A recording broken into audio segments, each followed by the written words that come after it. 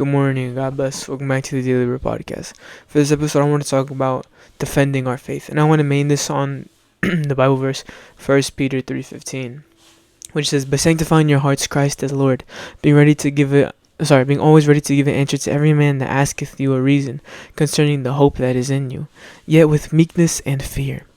And this verse is very important because, first of all, it tells us as Christians, it tells us a few things. Number one, it tells us that we need to be ready, to defend ourselves, because there's gonna be people who are against us, people who are against Christianity. Two, it tells us that we need to know what we're living in. And three, it tells us how we should do it. A few weeks ago, I spoke about that when we evangelize, let's do it out of love.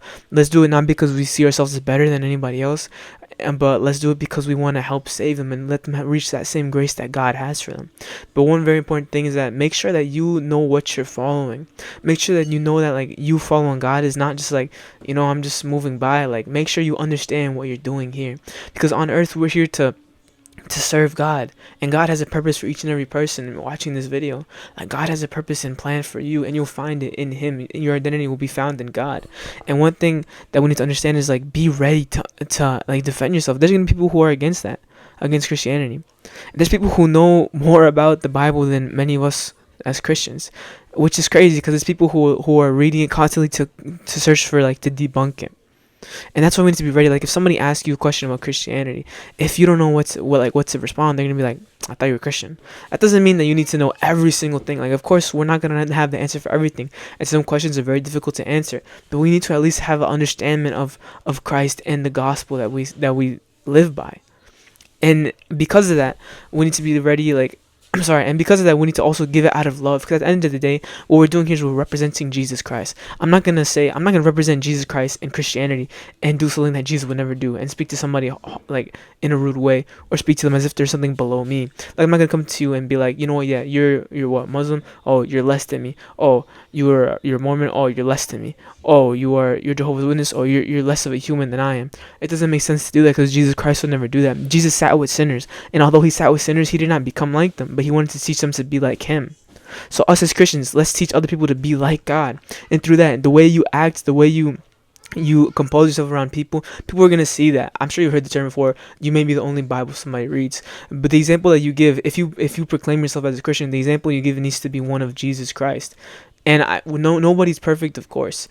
I constantly sin all the time, even though I even though I have to represent Jesus Christ.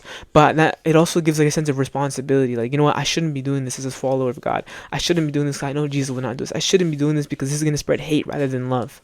Because at the end of the day, this gospel that we follow is the main thing is love. It's all out of love and grace. Because the gospel, eternal life is not something that you earn. It's not I did this, so God is going to give me eternal life. It's not God, I saved this many people. God, I prophesied this many times. God, I preached this many times. I got to go to heaven now. It's not like that at all. Because there's going to be people who prophesied in the name of the Lord, like it says in Matthew 25 or 7. I'm sorry. People who go to God, and then He said, "Lord, did we not prophesy in your name?" And Jesus is going to say, get away from me, I don't know you. Which is scary to think about, because it really shows nobody's truly safe. The only way that we find eternal life is through Jesus Christ. That's why He says, "I'm the way, the truth, and the life. Nobody reaches the Father but through me." If we want to reach that eternity, we need to go through God. But that's a whole different topic. But be ready to defend yourself and understand what you're following. Don't just follow it because somebody else told me to follow it. And if somebody else led you to Christ, they put you on an amazing path. God bless you. But make sure you understand as well what you're doing. Do you have a real relationship with God? Because there's people who think they have a relationship with God and they really don't. At the end of the day, when we got on Judgment Day and we come up to Christ, if He doesn't know us, what are we gonna do? If you never made the time to set a relationship with God, if you never searched for Him, if you never wanted to be around Him, if you didn't even follow the rules that He set, then what are you going to do?